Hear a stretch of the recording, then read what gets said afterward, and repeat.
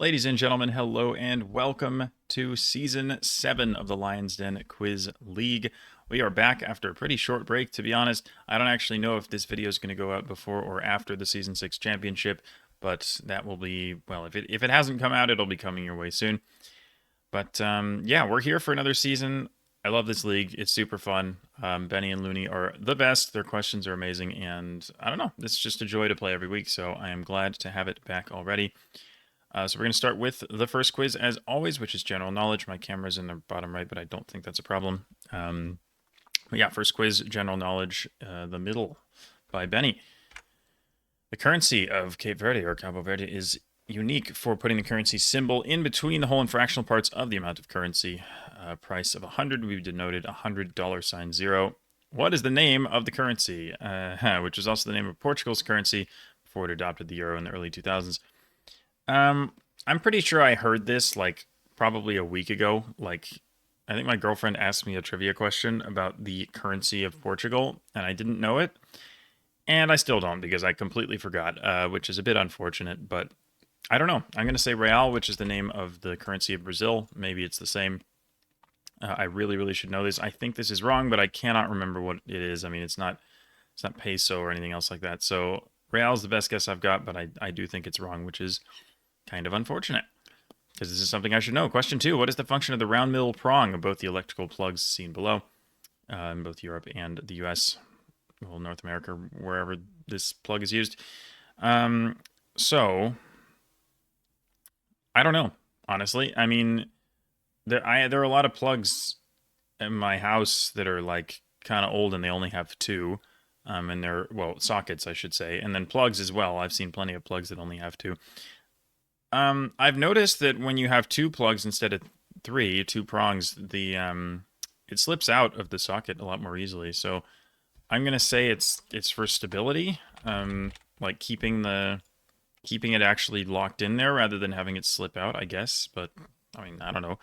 I've never thought about what the third one is actually for. So yeah, question 3.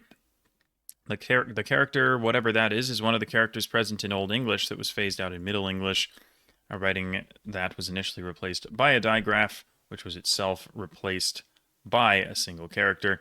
What letter in the modern English alphabet took the place of it? So I just realized I read this question wrong, so I'm having to read it again. I was going to say TH because I thought it looks kind of like the Icelandic D looking thing that's a TH. But then I realized they're asking for a single letter. So I'm going to say X instead, because I think that X is the only letter in English that feels like it's almost two sounds at once, like X, right? So it's probably that. But I just realized I thought I had this and I didn't. But I'm glad I at least read the question a little more closely. So hopefully this is X, but I'm not sure. Question number 4. When playing golf holes in which you cannot get near the flag in one shot, it is often ideal to have your ball first land in the middle of what area? The long and thin area of short grass is called the fairway. Question 5. First pharaoh of the Egyptian Middle Kingdom was the second king with a regnal name that starts with Mentu. What ending, which roughly translates as peace, does his pharaoh's name have? This is also the ending of the name of the man credited as the architect of the first pyramid, whose name starts with Im. So that is Imhotep. Is definitely more famous than Mentuhotep, but Hotep is going to be the suffix. Finally, 2 songs titled The Middle have over 1 billion streams on Spotify. One is from 2001, the other one's 2018. Name any of the 4 acts who perform on one of the 2 songs in question. I have literally no idea at all. Electronic act, I'm going to say Daft Punk, because that is an electronic music act that exists, or at least did exist in 2018. But I have never heard of these songs, and I don't have any realistic chance of getting this right unless I get lucky. So there you go. So I think I'll enhance 5 because I feel like it's not that hard, but I think it's harder than Fairway. And to be honest, I do not feel good about any of the rest of the questions. X maybe, but if it is, it's probably fairly easy anyway. So I'll go with 5, and honestly, this is a rough quiz to start the new thing. But oh well, escudo. Grounding. W. Tough. Okay. The fairway, Hotep, and then who the hell? That's nice. That didn't go well. I should maybe have thought more about question three, given that I realized that I read it wrong. But honestly, there's a chance I would still have done the same thing. It didn't say, yeah, whatever. So it's 2 out of 6. That's honestly one of the worst quiz performances I've had in this league. Like, I don't know. Have I gotten like 1 out of 6 before? I'm not even sure if I have. Maybe, but 2 out of 6 that's a rough one. It really is a rough one. But honestly, I don't feel like I had much of a chance with these. I mean, W is maybe gettable. 2, I'm never getting. 6, I'm never getting. I've heard of Z. I think I've heard of Jimmy Eat World. I don't think I've heard of either of the other two. Z is the only one I would have had a prayer of pulling, but it's like, guess a random artist. It could have been anyone. And then Escudo. Like I've heard that. I have heard that, but I wasn't going to come up with that word. So, good God. That is a really rough quiz to start. Yeah, just not in my wheelhouse at all. So let's go to General Knowledge Quiz 2 and hope it's a little better. Question 1. In Season 6's Week 1 quiz, it's a letter we asked you about p-hacking, or the manipulation of data to produce unsupported results. If you were curious, you might have learned that it was a fact that led to a current crisis in science involving widespread bad data. What process is this crisis usually named for? I don't know. Like, again, I've never heard of this in my life. I realized that, man, I'm recording this in a rush, and I realized I don't think I actually even came up with a guess for this one, because I was just like, I don't know what this is. Let me pause real quick and see if I can think of a word. All right, I thought of a word. I'm going to go with confirmation. Like confirmation bias. I mean, it's not that, but confirming that data is right, maybe, something like that. I don't know. Anyway, I got nothing on this. Question 2 in the Week 2 quiz. Do you know where your children are? We asked about the riddle of the Sphinx. Some accounts also tell of a second riddle, which asks, there are two sisters. One gives birth to the other, and she in turn gives birth to the first. Who are the two sisters? Give the two answers, which are also this Pixar short film. I don't know what this is. I feel like I've seen this before, but there's no way I'm going to remember what it actually was. But one gives birth to the other, and they give birth to each other, basically. So, like, one happens, then the other happens, and this looks like a sunrise or a sunset, so I'm thinking it's like day and night. My other thought was like sun and moon, but that doesn't make as much sense, because why would they both be the sun? I think it's, yeah, I think day and night makes the most sense as a guess here, so I'm going to go with that. Question 3, in the Week 3 quiz, Talk to the Hand, we asked about Love, Maurizio Catalan's middle finger sculpture. If you were curious about middle finger art, you might have discovered a study in perspective, a series of photos where what artist raises a middle finger at landmarks around the world. He also contributed to the Bird's Nest Stadium for the '08 Olympics, among other things. I'm not sure about this, but I have a guess. I'm going to say Ai Weiwei, because he's a Chinese artist who I think is, I don't know if he's like, I don't know if he's like exiled from China or something like that, but I don't think well, maybe it doesn't make sense given he was contributing to the stadium, but I think he's like known for kind of edgy art, and I think there's some, I don't know much about him. I just know he's a Chinese-born artist who is kind of, I don't know. I think he's known for being kind of rebellious or something. I don't know. Anyway, I really should know more about him. I'll look him up after this, but I think hopefully this is who it's talking about, given the whole middle finger clues and stuff. But to be honest, I'm not entirely sure. Question 4. In the Week 4 quiz to Alter the Mind, we asked about the festival Holi. If you're curious about colored powders in India, you might have learned about Sindoor, a powder typically of what color that women smear on each other to celebrate the last day of Durga Puja, and can also be used to apply a bindi. So I don't know what anything is going on, what anything is here until it said bindi, but bindi is that little dot that some Indian women put on their foreheads, which I think is generally red. So I imagine the answer here is red. Yeah, I don't know what Durga Puja is or anything else, but the bindi I think is generally red. Question 5 in Championship Quiz 3, we asked about the phrase "Annie, are you okay?" from Smooth Criminal, which evolved from a then unreleased Jackson song about what real life criminal, the syphilitic criminal's own musical endeavors, includes roles of banjo player in a band he formed while incarcerated on Alcatraz. I don't know. I'm just gonna say Capone. I don't know if Al Capone had syphilis. I feel like that's a fact that I maybe once knew, but if it's not him, I mean, it could. There are a lot of people who were at Alcatraz, obviously, but on it, I don't think I'm coming up with any better guess than this. So I'm going to go with Al Capone. Finally, question 6 in Championship Quiz 4. We asked about Ciudad de La Paz. If you were curious about future capitals, you might have learned that the new administrative capital, placeholder name for a planned capital whose proposed names include Wadian, Masr, and Al Salam, is just southeast of what current capital whose metro area is home to 20 million people. This is Cairo. I believe in my Africa naming cities video, I actually tried to type new administrative capital. I don't think it gave it to me, but this is indeed the new capital near Cairo. I think I'll enhance 4 because I feel like, I feel like, man, do I go with Ai Weiwei? Because I feel like it is him. I don't know how easy or hard red is. I mean, Ai Weiwei is definitely harder than that. I really feel like this is right, but what if it's not? But it is though, right? Like, who else would this be? Because, like, I don't know. This just sounds like him to me. With the little that I know about him. I'm going to enhance 3. I'm going to do it. Hopefully there's not a mistake, but I just feel, I don't know. It sounds like it's Ai Weiwei. It is good.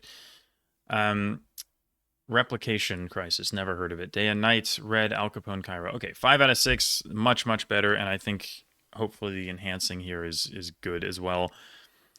Red would have been safer, but it just, I don't know. It sounded like Ai Weiwei, so I'm glad that slight gamble did pay off for me. And we will head to quiz 3. The pop culture quiz. Make a cute toy for a cute dog and persuade 3 dogs to stand on the red mat are just 2 of the 850 plus assignments given out in the 18th season so far of Taskmaster, I imagine. I'm currently most of the way through the 2nd season, so I'm not very far, but I at least know how the show works, and honestly, it's a good time. I've been watching it with my girlfriend, and it's great. Question 2. It's very funny. The director of the film Power of the Dog became the 3rd woman ever to win the Academy Award for Best Director in 2022. Name any one of the 3 winners. The other 2 won in 2010 and 2021. I think one of these is Bigelow. Catherine, I think is how you spell it, Bigelow. She won for The Hurt Locker in 2010, I believe. The other one's probably like Greta Gerwig. For what? For Lady Bird or for... I'm not actually sure. I'm pretty sure Bigelow won Best Director, though, and she was the first, so that should be the answer.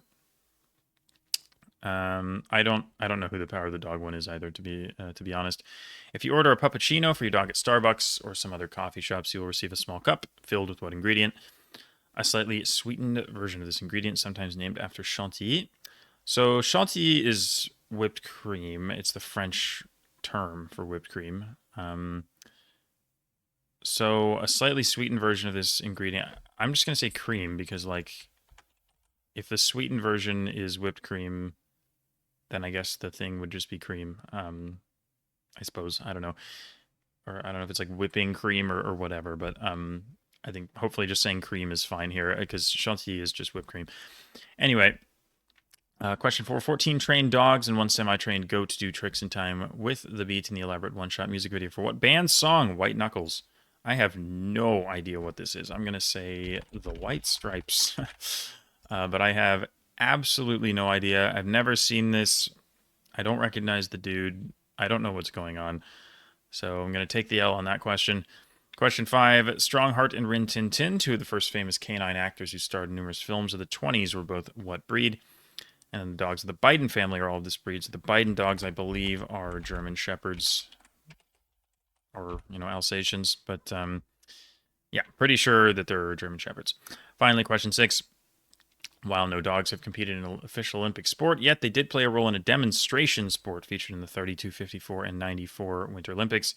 Or 52, rather. That sport is usually referred to as featuring both dogs and what implement. This was interesting. It took me a couple minutes to think of this, but I feel like it's probably like a sled. Like... If I think of dog sports, I think of like the Iditarod, like the Alaska sled dog race. And it wouldn't shock me if they had sled dog demonstration races in some Winter Olympics, even if it wasn't an official thing. It'd be kind of cool if it was, honestly. But yeah, I think that this surely is the most reasonable guess. So I will go with sled here. As for what to enhance... Taskmaster, I feel like that's pretty well known. Again, if I know it, most people probably know it. Um, Cream feels easy. German Shepherd feels probably fairly easy. Do I enhance 6? I'm a little more worried that 6 is wrong. Like, I feel like Sled makes a lot of sense as a guess, but I could be on the complete wrong track. I feel less confident about that than Ai Weiwei, to be honest. So I think I'll go with 2 because I feel like that's not super common knowledge, and 6 just could be wrong. Motorcycles. I do not see a motorcycle. Why are you? How was that wrong? Are you seriously telling me that there was a motorcycle in that photo? Because I sure didn't see one. Of course, that's wrong. I don't know. Did the helmet count? Like, I never know what's going on with this crap. A sled. Good. German Shepherds. Okay, go. Whipped cream. Catherine Bigelow. Whipped. What? How is it whipped cream? How is it whipped cream? Because whipped cream is sweet. Chantilly is just the French term for whipped cream. But, like, whipped cream is already a sweetened thing, so I figured if you're sweetening something to turn it into whipped cream, then the thing that you're sweetening is just cream. I hope they give me credit for that because I feel like that's kind of lame. I don't know because like am I misinterpreting this or do I have a point? I don't know. Like I feel like the sweetened version would be whipped cream, so without the sweet like I think of whipped cream as an inherently like sugary thing, but maybe that's where I'm wrong. I don't know.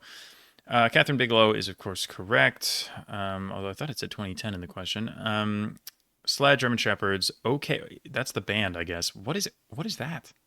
I've never heard of this band in my life. OK Go. What is OK Go? I got no clue, man. Pop culture moment. All right. I will take a 4 out of 6. I think that is an okay. Or 4 out of 6? No, 5 out of 6 if they give me cream, which hopefully they should. Anyway, pop culture quiz 5 out of 6. I'm absolutely okay with that because normally it doesn't go quite that well. And we'll head to quiz number 4, which is all about logos. What company, specifically former logos, what company, which is very much still around today, used this logo from 95 to 97? First thing that came into mind here was Amazon because, like, first of all, it looks like a river, which would make sense for Amazon. Second of all, Amazon is very much still around today. It feels like that clue is trying to hint at the fact that this is a very large company. And it also kind of looks like an A, to be honest. So I feel like Amazon is probably a good guess. Question 2, what brand used this logo from 33 to 84?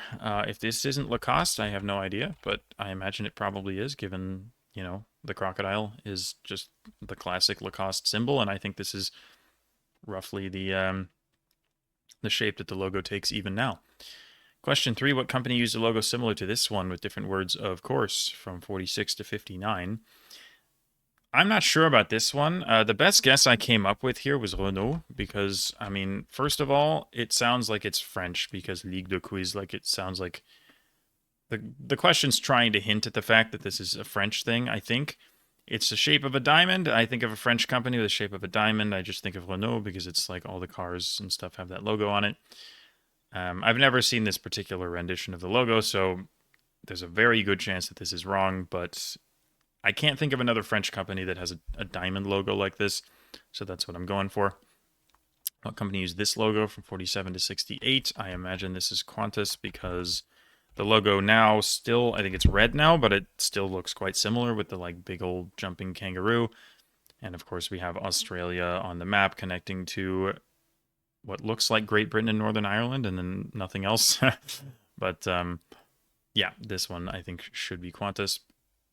Question 5, these are a few of the concept art proposals for the logo of what product, which was released in 1994 and spawned a number of sequel products. I'm going to say the PlayStation for this. I think it's specifically the one in the middle. Definitely rings a bell. The rest of these, not so much. Like the one on the left looks like Wonder Bread. But the one in the middle, I don't know what logo it is. I don't know if it's the original PlayStation or some other spin-off product that has a logo that looks like that, but the middle one looks like a PlayStation logo to me. That's just kind of the first thing that comes to mind. The rest I would have had no idea, to be honest, so I'm kind of glad the middle one is there. And finally, question 6, this logo was used by what company from 44 to 47? You can give an English language name or the non-English name it began using after. Surely this is Chiquita, because the like dancing banana thing, or I guess it's just a woman.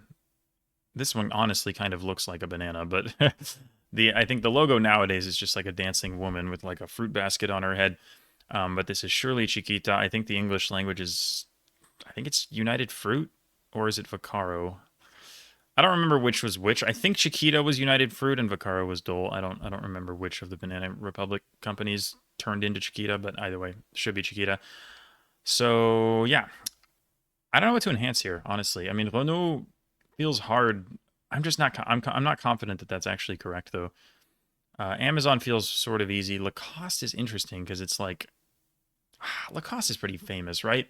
I mean, this is very recognizable as the Lacoste logo. If you've seen the Lacoste logo, you're gonna get this. I feel like if you know the name of the company, but the question is, how famous is the company itself? And I'm honestly not sure. Like, is that easier or harder than Chiquita? Like in the U.S., Chiquita is kind of everywhere, but is it as well known in Europe, for example? I might enhance Chiquita because I feel like Lacoste is just really well known, but maybe I'm wrong. We'll see if this ends up being the right or the wrong decision. Okay, that was wrong as well, apparently. Sick. Chiquita or United Fruit, PlayStation, Qantas, Renault, Lacoste, Amazon. 6 out of 6. Nice. Okay, wasn't totally sure about Renault. The rest I felt pretty good about. But yeah, very happy with that. Don't know if the enhancing was actually correct there, but happy to get a 6. And okay, let's head to quiz number 5. This is kind of a math science-y. What's the name of the quiz? The new normal, I guess.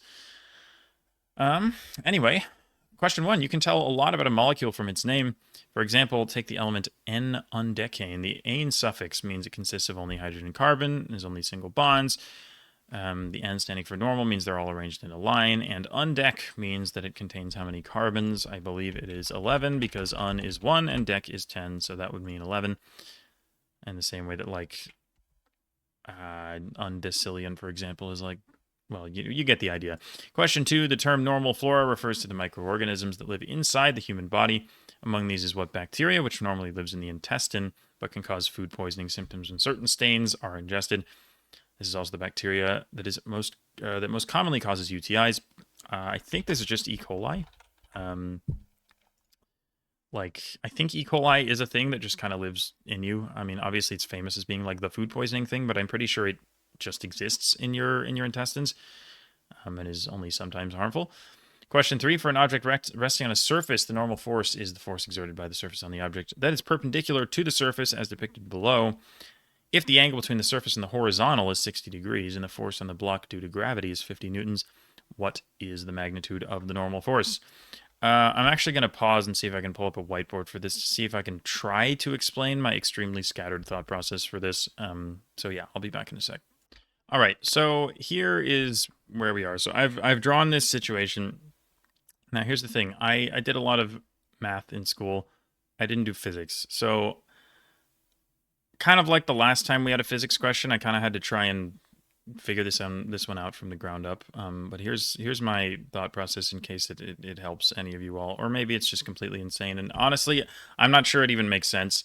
There's one thing about it that I'm not sure works. So yeah, we're just gonna see. But basically, here's the situation. So we have a 60-degree angle between the horizontal and the slope. We have an object here. And we have, let's see, so we said that the force of gravity was 50 newtons. I'll just draw that to like here, for example. And we'll say that this is 50. So we're given that, and we're given this 60-degree angle, and that's all the information that we really have. So I assume that the force of gravity is a straight downward arrow, because why wouldn't it be? And then, of course, the normal force looks something like this. We labeled this as S sub n.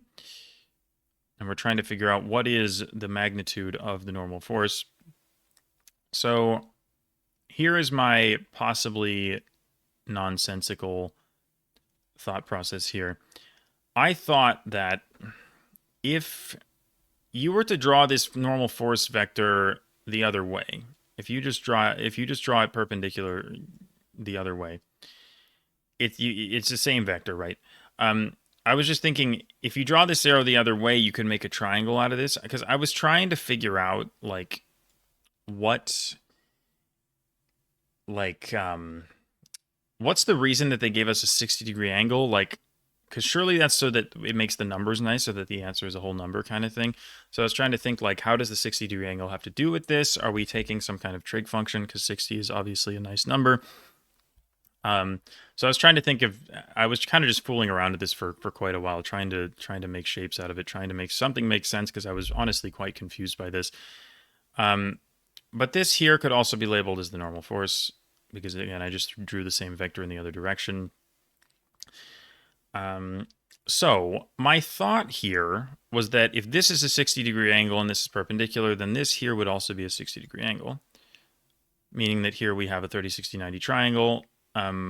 If this angle is a right angle. Now, the problem is I don't know if this angle is a right angle, and I don't know if it makes sense to assume that this angle is a right angle, but this is the only thing that I could think of in like probably half an hour of noodling about this, and I was just like, I'm not gonna worry about this any further. So anyway, my thought here is that if we're trying to solve for, x, if we say that x is the magnitude of the normal force, we're looking to solve for this shorter side of this triangle.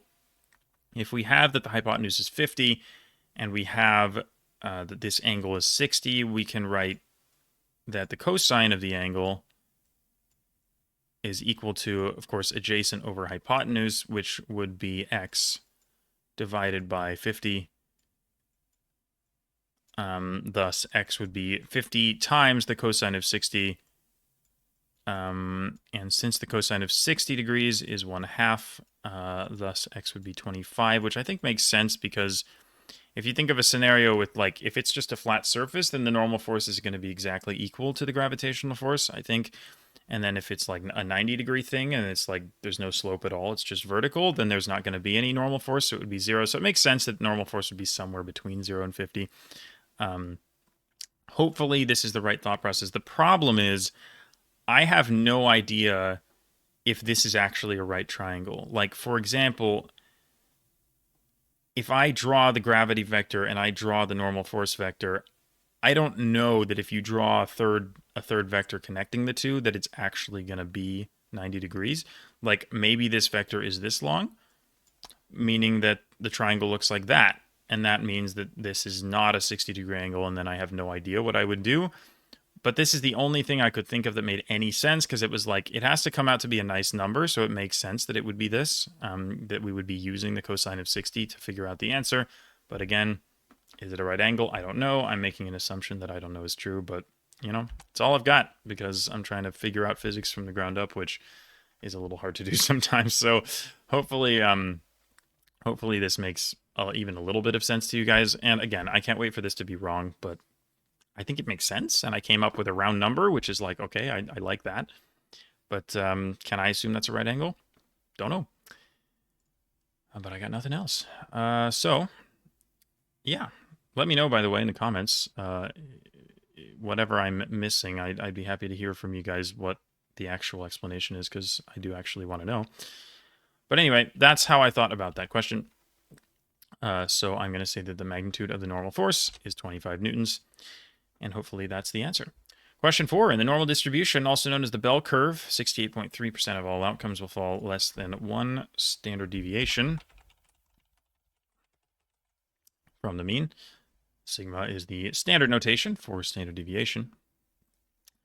A square matrix is called normal if A multiplied by A star is equal to A star multiplied by A. A star is the matrix that results from applying two operations to A, one of which changes the imaginary part of an entry to its inverse, and the other switches the rows and columns. Name either one. So the rows and columns one is called the transpose. I'm not actually sure what the other. It's the conjugate. I don't know if that's what he like. I guess operation would just be the conjugate. I don't know if it's called like a conjugate matrix if you just like do that, but like changing the plus to a minus is called taking the conjugate. So I imagine conjugate and transpose are what we're talking about. but the second one's definitely a transpose. And finally, question 6, a collection of vectors is called normal if they are all 1 unit long. What prefix is added to normal to describe a collection of vectors if they are 1 unit long and all perpendicular to each other? Throwback to linear algebra, orthonormal eigenbasis, fun phrases like that. But you gotta love linear algebra, or you don't. But anyway, orthonormal is definitely a word I came across quite a lot in freshman year of college. So yeah. Now, what to enhance? I'm not going to enhance 3 because I just feel like it might be wrong. I'm not confident in my dubious math abilities on that one. So I think 5 and 6 are probably the hardest. I feel like orthogonal is pretty easy. So I'm going to go ahead and enhance 5 because it feels a little bit harder. But people in this league are generally pretty good at math, so I don't know. I feel like most people are going to get most of these ones. I just don't have the confidence to enhance the physics one. All right, enhancing 5. Bicycles. And is that a bike? Yeah. All right, so ortho, conjugation, transposition, position, standard deviation, 25, 50, cosine 60. It works. Nice. Okay, so that's exactly what I did. I love that I was able to get to basically the exact formula from, like, noodling around not knowing the formula. So I guess it is a right angle, but I'd love to know why, because it's like, what is that third vector? Why does it have to be parallel to the slope? Is that like some kind of other force thing? Is it like a... I don't know, to be honest, but I was worried that, like, well, you know what I was worried about. I mean, I was worried that the gravity vector and the normal force vector were not going to create a right triangle with each other. But thankfully, it seems like they did. Okay, I will go to quiz number 6. I think we're still doing fine on time here. So, week 1, quiz 6 is an art quiz, specifically fine arts about unfinished things. Who painted this work, fittingly titled Unfinished Painting? One of the last paintings he created before his death due to AIDS-related complications. I think this is Keith Haring because it looks like Keith Haring. My girlfriend has a poster on the wall of her bedroom that has like some Keith Haring like artwork. It has like one of these little like dudes or whatever. So I associate like this sort of people, almost like stick kind of people look with Keith Haring. Anyway, I don't know his art that well, but I'm pretty sure that this is probably, it looks like a Keith Haring thing to me, so I think that's the right idea. Shout out my girlfriend for getting me 2 questions here, to be honest. Like, the Taskmaster one and this, I'm not positive I would have had either of those, like, you know, whatever, 6 months ago. So, yep, shout out her for that. Question 2. The artist Richard Serra is known for his massive sculptures made of the unfinished Corten type of what material? Part of one such sculpture tragically fell on one of the men setting it up for display at the Walker Art Museum. I don't know. I don't know what Corten is. I don't know how to figure out what Corten is. I'm going to say concrete because maybe that's what the C stands for. I don't know. I have absolutely no idea what this is, so concrete it is. Question 3. When composer Bela Bartok died, he left a piece in what genre commissioned by violist William Primrose unfinished? This genre consists generally of pieces written for a solo musician, accompanied by an orchestra. I don't know. The word that came to mind here was concerto, but I don't actually... if you ask me what a concerto is, I don't think I could necessarily have told you, but I think... Concerto. Like, I think that's what a concerto is. Like the cat concerto, the Tom and Jerry skit where he's like on the piano and Jerry's like screwing that is such a legendary that I love that that short. I grew up with that. Anyway, good stuff. But he was like performing solo and there was an orchestra, right? It was like like, or no, that was Pink Panther. Oh my god, dude, I don't remember. I don't remember. Whatever. I think hopefully it's a concerto, but it might be some other Italian word. There are a lot of them. Anyway, question 4. Franz Schubert's Unfinished Symphony Number 8 is written in what minor key, which has 2 sharps, C sharp and F sharp. Symphony Number 10, also unfinished, is in D major, a key whose scale contains the same notes as this minor key. With my perfect pitch, I was able to kind of just screw around with this for a while and figure it out. Again, I have very little knowledge of music theory, but I know what notes are, which helps. So I was kind of just playing around with it in my head, and it was like, do, like that's a C. It's like, okay, so like, Like that's a D, right? And then so it was like I don't even know if you can hear me whistling through the mic, but like that's D major, and then I was like trying to shift it down. I was like, well, what has a C sharp and an F sharp? And I ended up with B minor, I think. Um, because that would be like like again, my voice sucks. I can't make notes, but anyway, I think that's a B. So like if you shift D down, I played out both scales in my head. They were the same notes, and I'm pretty sure that B minor has like a C sharp, and it's like do do do, uh, and it's like if you think of what C is, it's like Jesus, man. Yeah, like that's a C sharp. Anyway, I cannot explain this stuff. I swear it just works in my head, but my music theory knowledge is so poor and my ability to like sing out notes is also quite poor. Um so it makes for me sounding like a bit of a moron, but I swear I know what I'm talking about. I think I sounded out B minor. It had the same notes as D major, so you're just gonna have to take my word for it because I like if you don't believe me, I did a previous LDQL video where I did a lot more note sounding out for the ones where I had to figure out the notes on a guitar. So again, go back and watch that if you don't believe me. But I swear, I can kind of just sound this out in my head. It's just a bit wild. Um, anyway, question 5. Before he died, Tolkien was working on writing a long poem about the life of what mythical person? Another account of his life by Sir Thomas Malory details stories including his wife's affair with one of his best subordinates, as well as his death at the hands of his out-of-wedlock son. I'm not sure, to be honest. I'm going to say King Arthur for this because mythical British person, that's kind of the first thing that I think of. But I don't know how he died. Is it Mordred? Is that the son? Like, isn't Mordred like a bastard son who like I think that might be what it is. I don't know the wife thing. I don't know much about King Arthur, to be quite honest, but it kind of sounds like King Arthur. So hopefully it's King Arthur. And finally, question 6. What author left all of his full-length novels unpublished and unfinished, including America and the Trial? This is, of course, Franz Kafka. I didn't know America, but the Trial is definitely a Kafka thing. So, as for what to enhance, I think I'll enhance Keith Haring because I feel like that's not actually that easy. Concerto, I feel like might be wrong. B minor, I don't know how easy or hard that is, but again, I'm pretty sure it's right because I just brute forced it, but people will probably get that. So I think I'll enhance Keith Haring, and yeah, we'll go with that. Stairs, okie doke. And steel, dang it. Okay, that's 5 out of 6, so it is B minor. I didn't completely fail at the music, which is good. But yeah, it's such an interesting thing. I really need to just like sit down and like learn basic things about music theory so I can like stop sounding so like completely clueless on these questions and then getting them right. But it's like I have this weird ability that I just haven't trained at all. So it's like I know how notes sound and I can hear them in my head and I know which one is which, but I like never train it. So it's like it's this really odd combination of like having this really rare thing but having no idea how to use it, and it manifests itself in very strange ways. All right, finally, we have quiz number 7.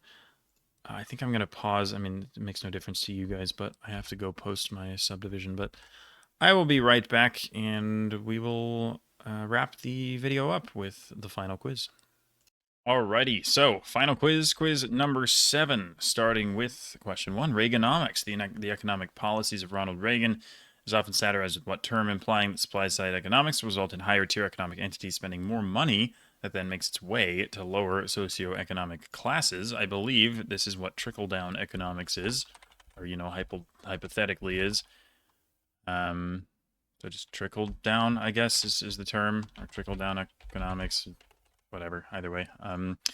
That I think is what's going on. I mean, I majored in economics, and honestly, this quiz is a little harder for me than it probably should be, but I do think that that's what this is. Question 2, Abenomics, the economic policies of Shinzo Abe, is primarily composed of how many arrows representing its areas of focus. In classical economics, there are this many primary factors of production. I hope maybe that there are 3 of these. I think it's land, labor, and capital, so I'm going to say 3.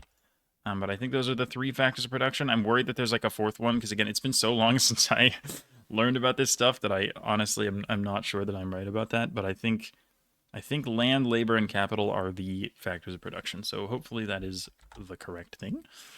Pacotonomics, the economic policies encouraging entrepreneurship passed under Narendra Modi, originated from a comment where Modi asked whether street food vendors should be included when trying to get an accurate measure for what quantity. My thoughts here were unemployment and inflation, maybe. I mean, unemployment is like, is a street food vendor actually employed? Like, does that actually count? I guess would be the question. And then with inflation, it's like maybe street food vendors, like maybe the prices change in a different way. Maybe they're more or less fluid than other things. I'm not sure. I feel like the unemployment thing is a more solid hypothesis. I think the idea of like, are they employed or not is, I think that kind of makes sense as a question. So hopefully unemployment is the quantity they're asking for, but it might be something else. Could also be something I haven't thought of. Question 4, Orbanomics. The economic policies of Viktor Orban included a set of reforms that allowed Hungary to repay a 2 billion euro loan back to what organization ahead of schedule? I don't know. I don't know if I'm like missing something obvious here, but I have no idea what's going on. I'm going to say like the IMF or something, or like could be like the World Bank, or it could be anything, but I don't know. I don't know. Like maybe there's probably something really obvious, that some like actual historical thing that I'm not thinking of, but I cannot think of what it is. So I'm just going to give up and say IMF. Question 5, Rogernomics. The policies of Roger Douglas and euthanasia were implemented in what country in the 80s and 90s? The only reason I know this is because this is like a quiz bowl stock clue for some reason. Like, I feel like in New Zealand questions, I feel like the term Rogernomics came up like quite a lot. I've never heard euthanasia before, but Rogernomics, I just know it's like, it's just kind of a buzzword in my head. It's like, this is a New Zealand thing. I mean, Robert Muldoon, I guess, was a PM or something of New Zealand. But anyway, I don't really know these people that well, or what they did, but I just know Rogernomics is New Zealand, so yeah. And finally, the nomics of what world leader are based on the unorthodox view that lowered interest rates will result in lowered inflation rates. This AKP chairman has recently started dialing back, allowing his country's central bank to raise interest rates to a peak of 50% in March 2024. I don't know, unfortunately. I'm going to say Milei, the Argentinian guy, because I feel like the A could be Argentina, although K is weird, isn't it? Because it would be Spanish speaking. Oh man, I don't know if that makes sense. You know what? Oh man. I mean, it wouldn't shock me if Javier Milei had unorthodox economic views, because he does, I think. But man, I don't know. I don't know. I have to leave really soon. I think I'm just going to go ahead and send this. I can't be bothered to try and think of another answer for this. This could be anyone. I mean, I have no real idea. I don't know what the AKP is. It could still be Argentina. I don't know. Argentinian something party. I don't know why it would be a K, but maybe it's some kind of whatever. I'm trying to make excuses for for why it could be right, but realistically, I'm not going to try and think of every world leader and see which one seems likely, because they're all going to be guesses at the end of the day. So, as for what to enhance, probably New Zealand, because that feels like it's not super common knowledge. Unemployment feels guessable. 3 feels guessable. Trickle down, I don't know. I mean, I feel like in the US, at least, that's a really commonly known term, although I don't know how commonly known it is internationally. But I'm going to go ahead and enhance 5. And that's going to do it for the quizzes. All right, so this is the result for quiz number 7. Erdoganomics, I should have thought of Erdogan. I've never heard of the AKP, but that's kind of gettable probably. It actually is the IMF, by the way. That's pretty lucky. I mean, I kind of just guessed an organization that deals with money, but sure. I'll take it. It's a 5 out of 6. It's not so bad. I've never heard the term Erdoganomics, but again, that's probably guessable. But oh well. I think 5 out of 6 on that quiz is pretty good. I got trickle down. 3 was correct. I'm glad I didn't misremember the factors of production. Unemployment was correct. There were a few guesses in there, so I will take it. And that's a solid 5 out of 6 to end off the day. And yeah, I'm not going to get results because the deadline isn't for another 7 hours or so, but I had to record now because I have literally no time for the next like 8 hours of the day. So yep, glad I was just about able to get it done. Hope you guys enjoyed, of course. I'm glad to have the LDQL back. Hopefully you guys are as well. And yeah, thanks for playing. If you're interested in playing, you're seeing this video and you're not actively playing, join the Discord server. Links in the description as always, and you can find all the information about it there. But yeah, for now, thank you all for watching. I appreciate it. And yeah, I'm so glad to have the LDQL back. So thank you to Looney and Benny, as always, for setting it up. And I will see you all next week for week number 2 of Season 7. But for now, thanks, and until then. All right, so a quick recap of week number 1 of the LDQL. I will hide my camera so you can see it. But I guess I'll hide the frame too. But I finished in first place in week 1 despite getting 2 correct on quiz 1, which is kind of crazy. But the rest of them, I got 5 or 6 on all of them. So a very, very strong start to the season. Super happy with that. And yeah, I mean, not much more to say, but it's a good start. And hopefully the next 4 weeks treat me as kindly. Don't mind that week 3 is already in the sheet because I'm recording this over a week late. It's fine. But I hope you guys enjoyed this first week of Season 7. And I'll see you again soon for week number 2. Bye.